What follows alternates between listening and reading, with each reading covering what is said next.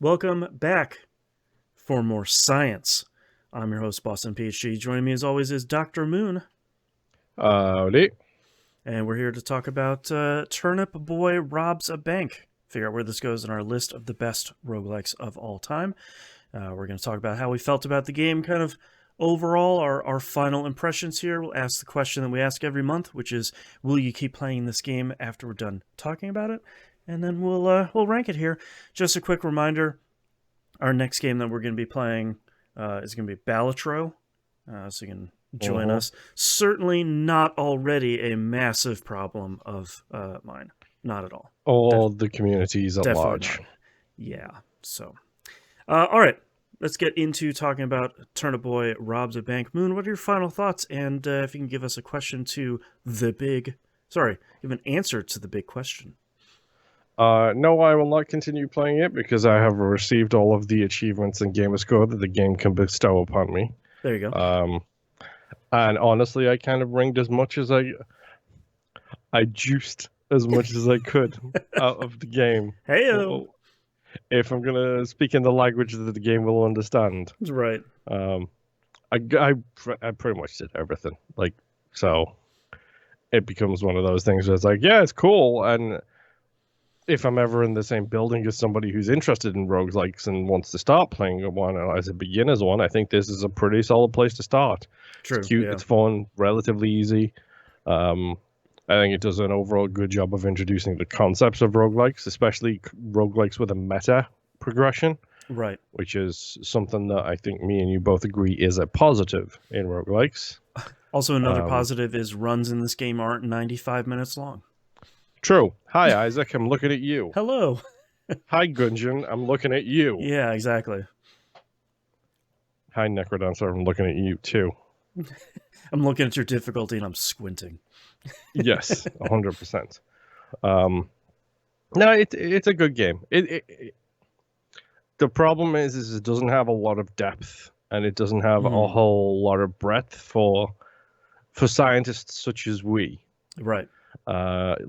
It might fall short on that side of things, but I mean, it's a perfectly fine little quick twin stick shooter that you can beat in a couple of hours or 4 weeks if you take your time about it. Slash, Right. your life is falling apart around you, kind of thing. Right. The usual. Yeah. I so I've been thinking about this game the last week as we've been approaching this episode and trying to figure out, because everything I like about this game is kind of a double-edged sword, because I like that runs aren't very long, but you can kind of blow through it pretty quick, which is a positive because I don't want to play. There's some games I want to finish and not have to worry about, well, I'm playing this game for the rest of my life. Um, and that makes it a really great, like you said, really great introduction roguelike. You have short runs, you have a very clear meta progression, you have some fun side quests to do, which not a lot of beginner roguelikes really do, which is great, but that means that kind of lacks the depth that seasoned scientists such as ourselves may be looking for. Um, Uh-huh. but that makes it so that it was a great kind of casual 4 weeks that we're playing through a shorter game. So that's kind of, I really like this game, but I'm not sure where it's gonna sit in our list because I'm already done with it. Which again, Yes, great and bad, um, but kind of but also it doesn't have the hooks. It doesn't have that yeah, thing that kind of elevates it above like right, other things. Like, right, I mean, we've talked about it before, but like Hand of Fate is so unique. So is Hand of yeah, Fate 2. Hades is maybe not super unique, but a masterclass of the genre. Vampire mm, Survivors is relatively unique too. Rogue Legacy has some of the most in-depth, like insanity when it comes to like this kind of game ever. right, Slice and Dice is very unique in the way it does things. Atomicrops is the same. It's super duper unique. Into the Breach is perfection in SRPG form, kind of mm, thing. Like these are all, if they've done something we've seen done before, it does it to, it's the Blizzard thing. where Mm, it takes an established genre or idea and then just refines it to the point where it glows. right. Um, Whereas I feel like the biggest problem with this game is it it's not it's not doing anything exceptional, Mm, but at the same time it's not really doing anything wrong. So right. like it's not Sunless Sea where you have to, drive around for 6 hours before you get to a story beat and then another 6 hours before you die and then you have to restart the whole thing again. Right. And I think if we were talking about this game sort of outside of this show, I would say it's a wholehearted recommendation, and I would, like we've been talking about, I'd really recommend it to newcomers or people that are really interested in the genre. Maybe this is a great first game, because I feel like for better or for worse, one of the things that scares people off of this genre is, oh well, here's this game. It's like $10 and it's made by two people, and you're gonna play it for 5,000 hours, and that's great if you're looking for that. But if you're kind of looking to get into the genre or understand what these games are about, and you have 4 hours and you want a game that finishes, games like this are Hmm. really great, where it's not like, oh my gosh, you haven't even unlocked this thing. You only get that after you've been playing for 100 hours on the clock and you've died 400 times. Like, you know, nothing like that. So that's a long way of me saying I don't know where this is going to fit in the list, and I like this game a whole lot, but it is going to have trouble hanging with games that are longer and have deeper meta progression and more unlockables and et cetera, et cetera. Um, Hmm. but you know, no, none of the other games in this list have a laminated piece of paper that makes Turnip Boy upset. So like, it's definitely has that going for him. That is in, definitely in the true. end. Which I'm glad that now that you have slowly made your way, you're making your way through the original, Yeah, that this is something that you are now reverse metaing these jokes to yourself. that's right. In the first game, it just never stops being funny, where he just rips up Nope. everything he runs across. Here's an It's autograph. it's so good. Oh man.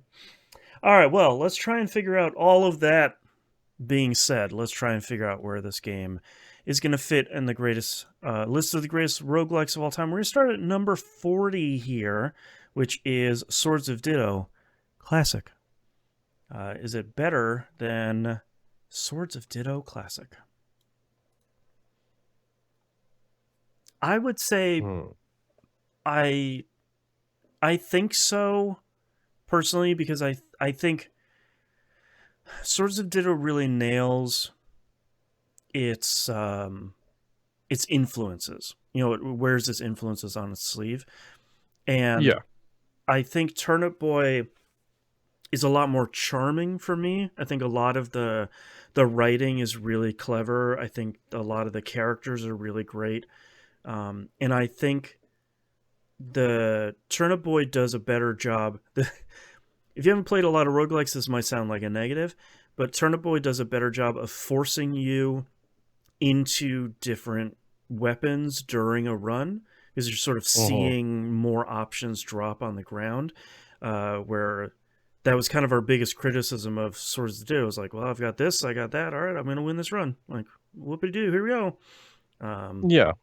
I And it think also Turnip Boy does better. incentivizes you picking them up too, because you get to take them back to base and Mm-hmm. get research points for them, which unlocks better ones for you to start with. That's a great system. I totally forgot to mention that, but I haven't given that system enough credit for just uh, it really encouraging you to pull as many weapons as you can out of a run, and you do that by using it as you're sort of making your way out, which feels great because a run's only going to be 4, 5, 6 minutes, so it's not like, well, I got to bring this weapon out with me, so I hope it's good because I'm married to it for another hour.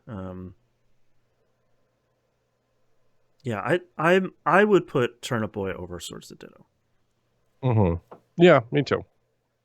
Is Turnip Boy Robs Bank better than Gunfire Reborn? Hey, Gunfire really didn't click with us. It really did not.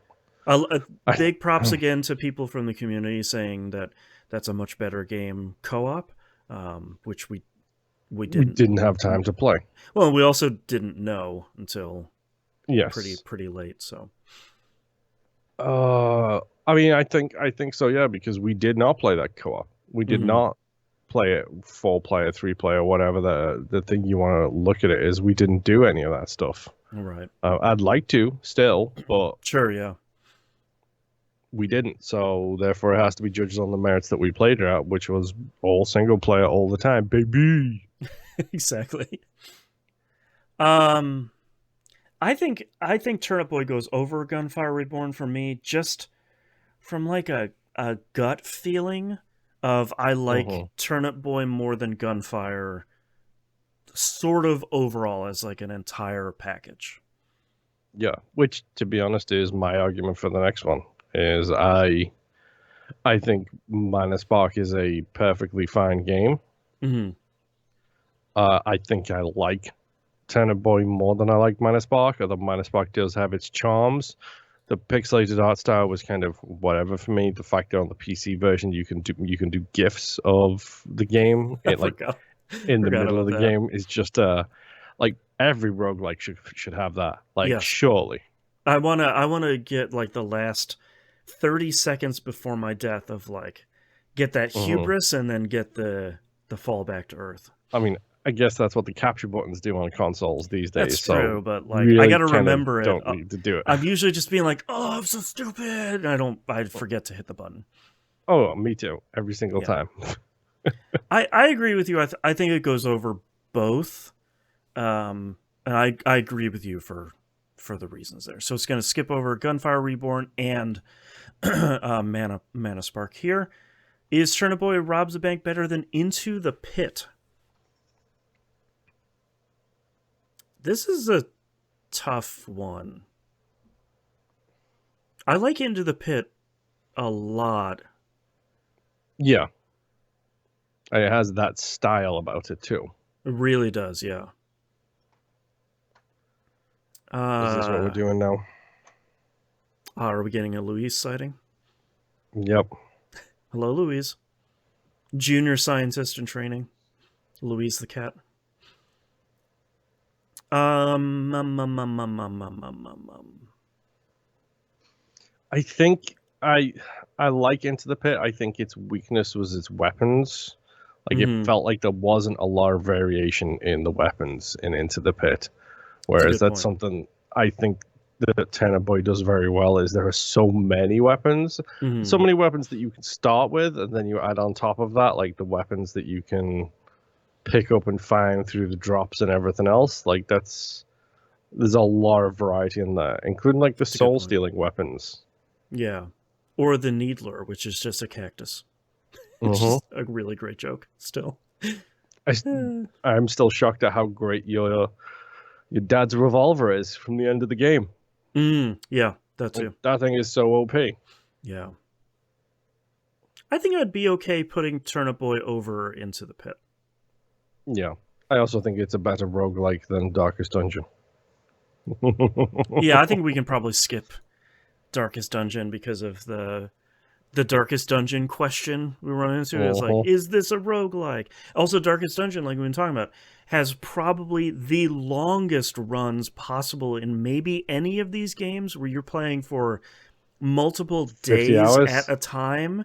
Like in like real human days at a time. It's not a run where you're like, I'm going to sit down and play for an hour. It's like, no, I'm going to play for like the next couple of days or weeks if a run is going well. Yeah.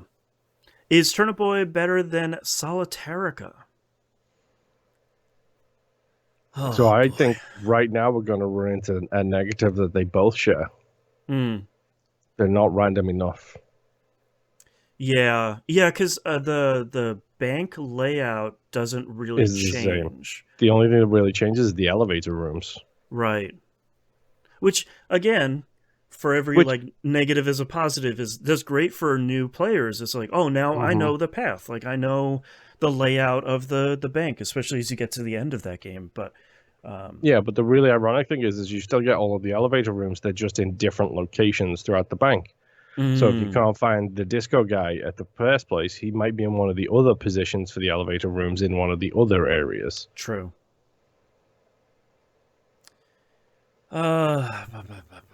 I think Turnip Boy goes over Solitarica just from like Solitarica is great, but I feel like I had a little bit more fun with Turnip Boy on the whole as I was playing that. Yeah, I definitely. So it also helps that card games are not my forte. Mm-hmm. We'll see how this season goes. Check out the next month. Um, uh-huh. So I probably did have more fun with Tenor Boy than I did with Solitarica. Mm-hmm. Um, Solitarica was also really hard. Like, Yeah, that game was challenging from the get go. it got in your teeth real quick. Mm-hmm. All right, we'll put that above Solitarica. Is it better than 20XX?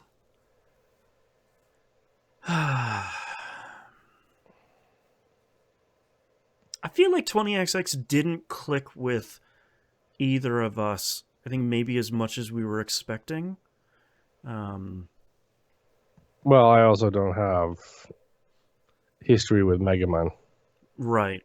Yeah, like you didn't have the Mega Man X kind of history. And I think one of our big criticisms of that game was lack of variety between runs, Uh-huh. which I think is also a criticism for Turnip Boy, but I think Turnip Boy felt a little bit better overall to play, I think. Yeah, I think so. Yeah. I'm gonna vote for putting it above 20XX. Yeah, we can definitely do that. Is Turnip Boy Robs a Bank better than The Legend of Bumbo Classic? Hmm. Talk about another game that kind of didn't click with us, Uh-huh. even when we went back to it for a second try. It still Yeah, didn't happen. yeah. I definitely had more fun with Bumbo than I did. Not Bumbo. I had more fun with Then Turnip Bumbo. Boy than Bumbo. Yeah. Yes. Sorry Um. for audio listeners. Luis is currently trying to crawl inside of Moon's body and clawing him at the same time. Uh-huh. I agree. I think Bumbo, between our two attempts, never really nailed what it was trying to go for. Yeah. And it kind of felt like it never really gelled. And Turnip Boy, I think, really knew what it was going for and really knew its scope, and I think it nailed it. Uh-huh. Yeah, I'll put that. Ooh, can't hit the spacebar. All right. I'll put that above Legend of Bumbo Classic. Is Turnip Boy Rob's Bank better than Slay the Spire? Every time we talk about Slay the Spire, we make somebody so mad.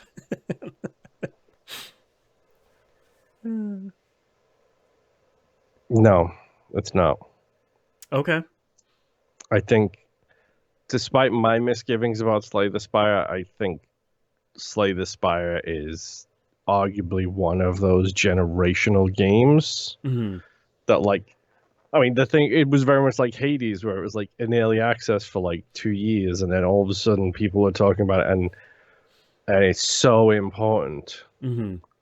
to like roguelikes. And they arguably the roguelike genre, the deck building roguelike genre, doesn't exist without Slay the Spire, or it's very different. Sure, that's true. Yeah, Slay the Spire. I think you said foundational. Like it is a foundational game of like here's one of the tent poles of roguelikes is Slay the Spire. Uh-huh. Yeah, I I think I agree with you, and I think looking at the rest of the list, if you're listening along at home, check out weroguelikeit.com for the entire list. Looking at the rest of the list here above that, like Griftlands, Despot's Game, Clown Tricks, Spelunky, like we're kind of talking about games that I personally don't think Turnip Boy would beat, because we're starting to get into our top 25, our top 20 here, and I don't think it really cracks that. Yeah. Yeah. All right, well, congratulations to Turnip Boy Robs a Bank. You're number 33 in our list of the best roguelikes of all time. And this list has now, what, 58, 59, Something 58 like games that, on yeah. it. So you're right there, middle of the pack. That's a good place to be, I think. Uh-huh. And again, if you listen to this whole thing, you haven't played this game, it's great. Especially if it's a recommendation for kind of a great starter roguelike for a lot of people. So go check it out. And reminder here, I just mentioned it, weroguelikeit.com. You want to see the entire list, it just shows you the spreadsheet. So if you want to look at the links, listen to some of the episodes, check out, go buy the game, you should go do that. You can check that out, weroguelikeit.com. And don't forget, our next game here is Balatro, which we'll be back for next week. We'll see you all next run. Bye. Bye.